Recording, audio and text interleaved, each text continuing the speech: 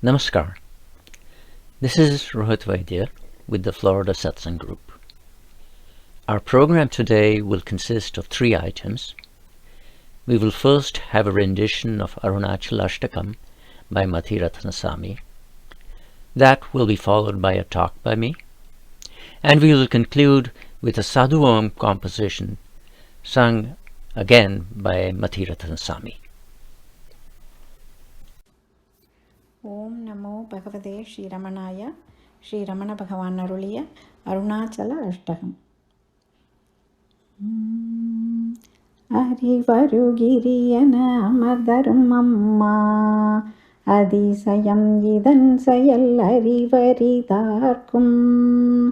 அறிவரு சிறுவயதது முதல் அருணா, சலம் மிக பெரிதன அறிவினிலங்க.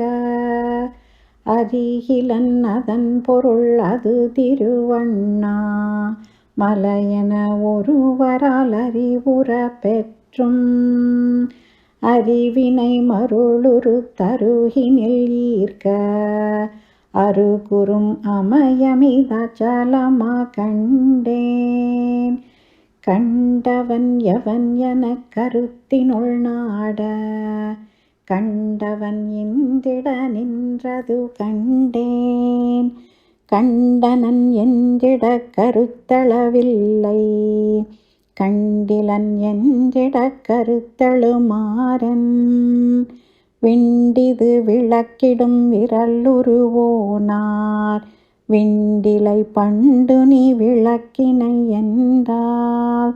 விண்டிடாதுன்னிலை விளக்கிட என்றே, விண்தலம் அச்சலமா விளங்கிட நின்றாய்.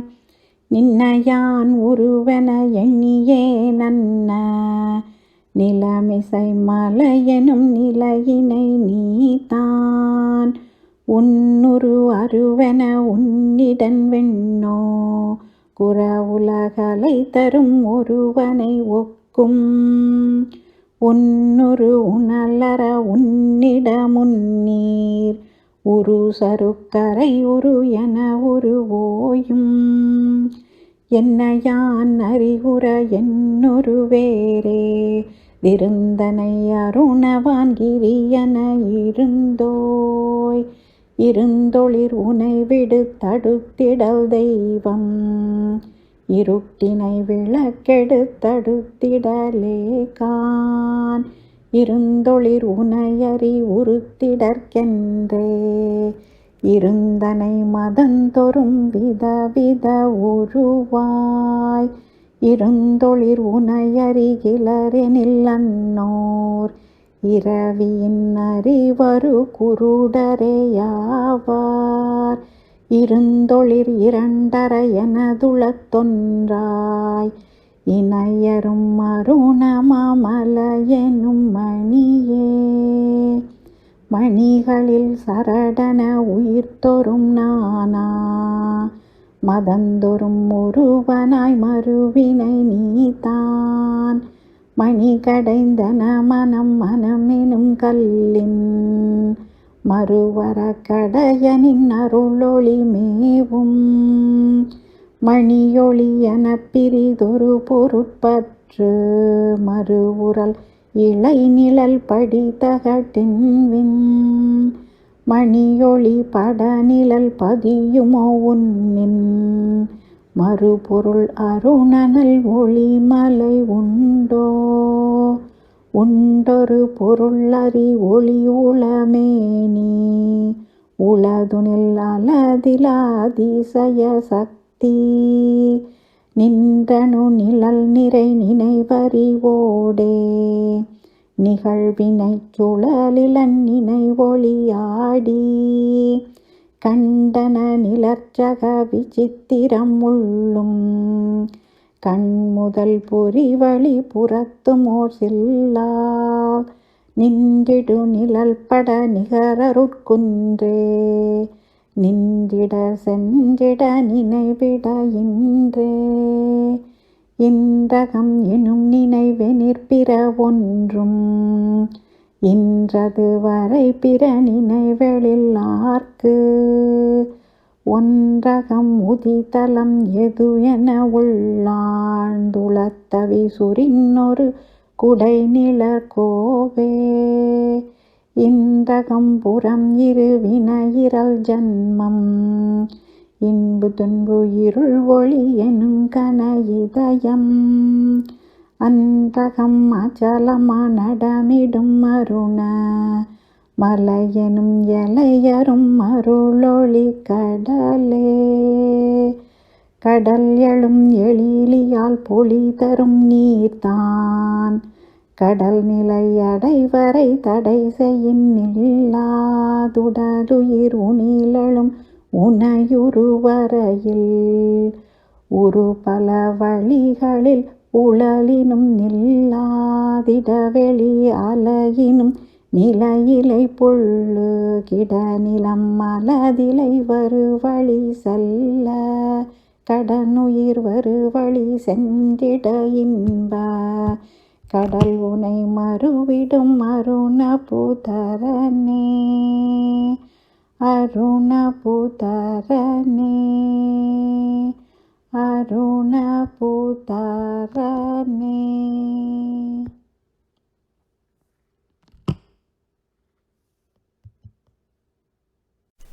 Today I'm going to talk about the significance of Bhagwan's advent to Arunachala. I will draw primarily upon Bhagwan's writings, but also on a few other sources. The narrative will include both full quotations as well as individual phrases from Bhagwan's poems. In the interests of maintaining the flow of the narrative, my talk will cite the source only for the full quotations. In general, however, the primary sources of Bhagwan's compositions that I will draw upon include Arunachal Pancharatnam, Arunachal Ashtakam, Arunachal Navamanimalai, Arunachal Padigam, Aksharamanamalai.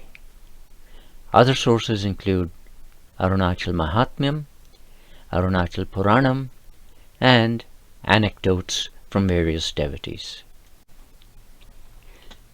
Bhagwan's advent to Arunachala marks the beginning of the unfoldment, the revelation, and the full manifestation of the great secret of Arunachala. Now, how do we even know that there is a great secret to Arunachala? Certainly, we have a clear assertion of this in the Arunachal Mahatmyam, when Nandikeshvara says, "It is the heart of the world. Know it to be the secret and sacred heart center of Shiva. In that place he always abides as the glorious Aruna hill." But we are getting a bit ahead of ourselves, and to understand this great secret of Arunachala, we need to start at the very beginning. That is, with the story of the origin of Arunachala itself. While this story of Arunachala is probably well known to most of you, it bears recounting here. This is the story of how the mountain Arunachala first manifested as an infinite column of flame, without top or bottom, to settle a quarrel between Brahma and Vishnu. Agreeing that whoever could find the ends of the column would be the greater of the two, Brahma and Vishnu set off searching. Both returned without reaching either end of this column of flame. According to the Arunachal Puranam, Lord Shiva then said the following: "Since I have granted you both such boons in this holy place, may it flourish to a distance of 3 yojanas all around, as the pure and sacred dwelling place of divine knowledge. This great column of flame, assuming a lesser form, shall become a mountain with the power to grant boons. That mountain, which unfailingly confers the bliss of glorious final liberation, shall be known as Arunaipuri."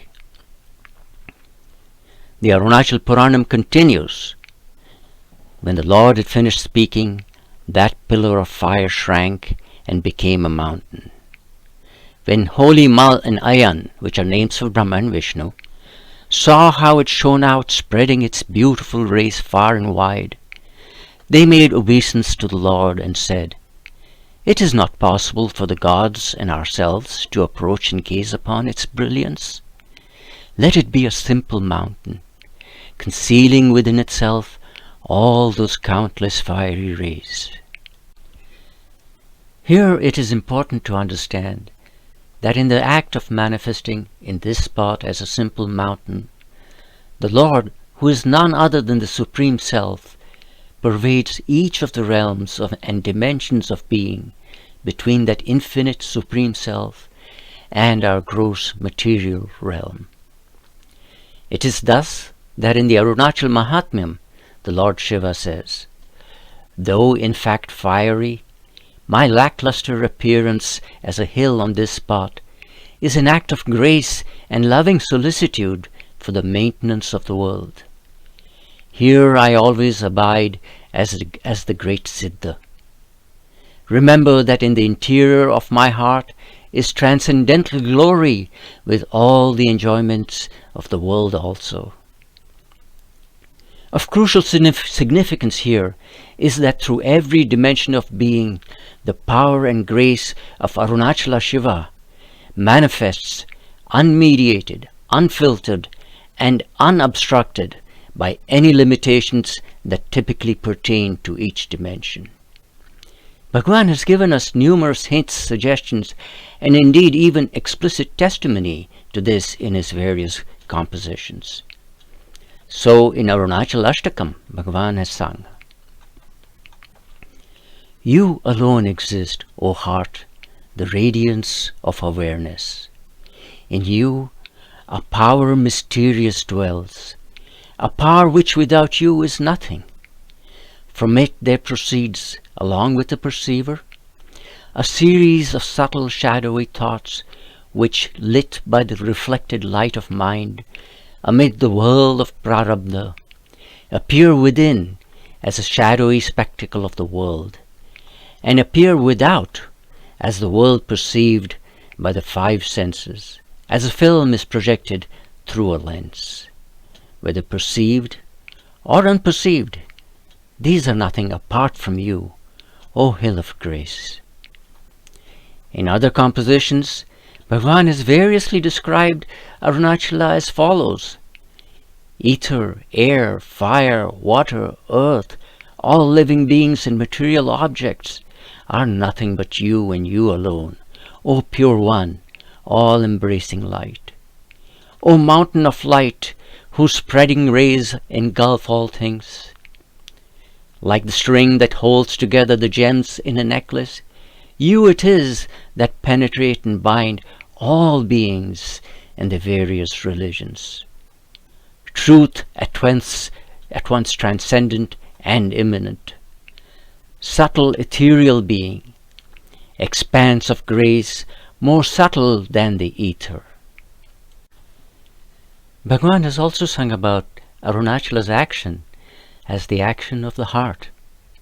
In Arunachal Pancharatnam he has sung, "As on a screen on a wondrous picture, on you, fair mountain, is all this world formed and sustained, and then withdrawn. Ever as I in the heart you dance. Hence are you called the heart."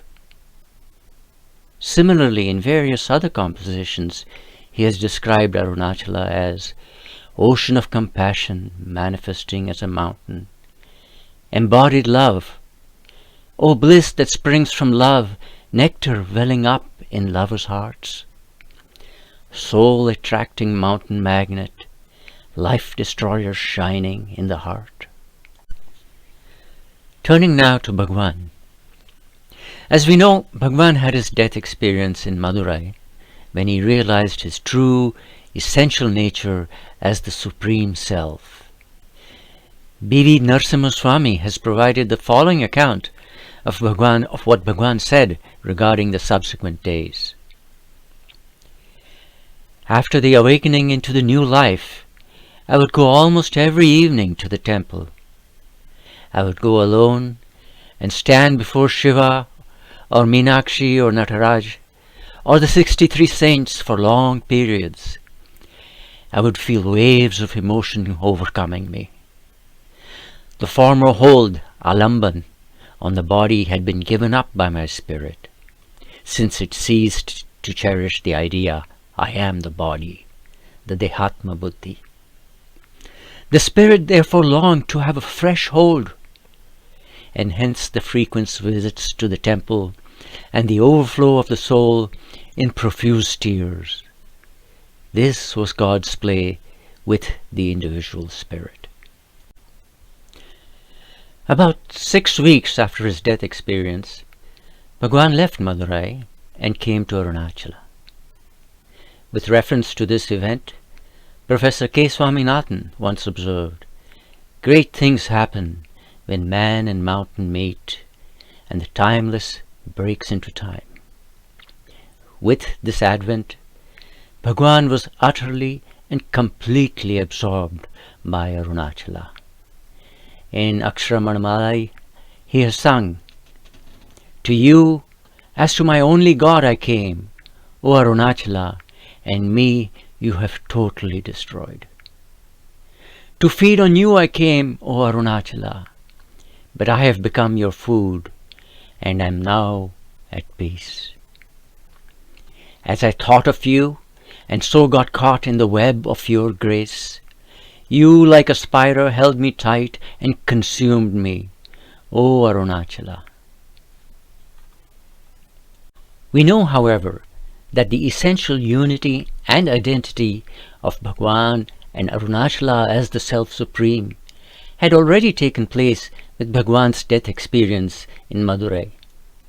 Recall also that we earlier heard Bhagwan relate how, after awakening into the new life, the spirit longed to have a fresh hold or alamban. Now, with Bhagwan's advent, the spirit found its hold in Arunachala. Or rather, there no longer was a need for an alamban with Bhagwan's complete surrender to Arunachala. Bhagwan has described this in Aksharamanamala and Navamanimalai as follows. "The moment you summoned me to the heart and gave me your life to live, that moment I lost my old life, O Arunachala. That moment when as Annamalai you called me and made me your own, you took sole charge of my spirit and my body." This brings us to the revelation of the great significance of Bhagwan's coming to and being absorbed in Arunachala. And that is that the essential unity realized by the death experience in Madurai now had become a manifest unity.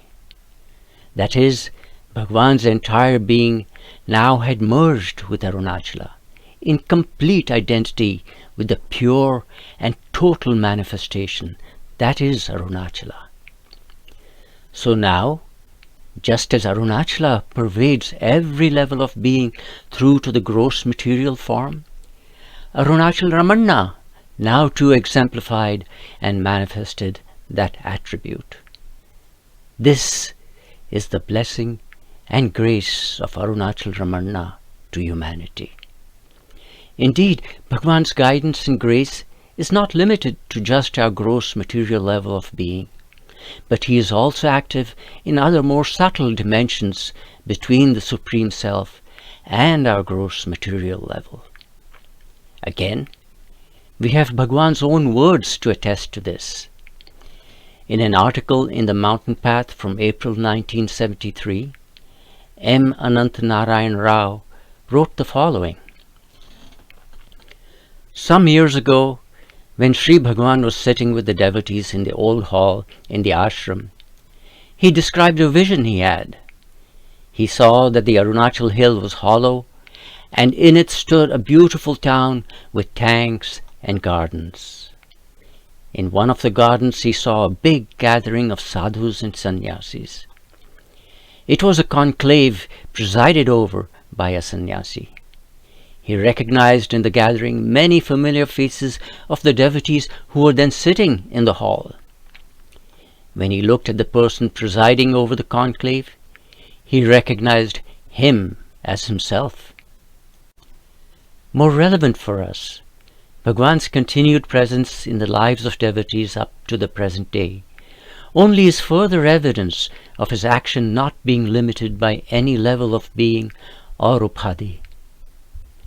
Just as Arunachala can be easily seen and approached by all beings today, Bhagwan too is equally accessible to all beings today. And herein lies Bhagwan's greatness, that his grace is there for all beings. This applies not just to the various dimensions of being, but also to the unique characteristics of each devotee. In his recollections, Devaraj Mudaliar relates an anecdote about how he once was singing a song in praise of Bhagwan, in which he sang, "You reformed me and saved me." In response, another devotee, M.V. Ramaswamy Iyer, said, "You think highly of this song and are singing this line with great zest, but I don't consider it correctly represents Bhagwan's true greatness and beneficence. Others may reform and then save us, but our Bhagwan saves us as he finds us. He does not wait till we get reformed." Devraj Mudaliar goes on to say, "I must say he was right, and that just as he says he found in his experience, so I also found that Bhagwan saved me as he found me, without waiting for my reformation."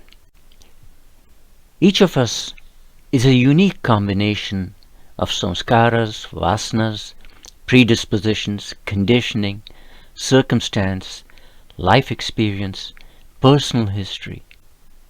Yet, if our devotion is sincere, and we approach Bhagwan with a pure heart, Bhagwan accepts us as we are, wherever we may be in our samsaric and adhyatmic journey, regardless of circumstance or spiritual stature. He then gives each of us what we uniquely need for the furtherance of our spiritual progress. As Bhagwan himself has said, the Guru is both within and without. So he creates conditions to drive you inward and prepares the interior to drag you to the center.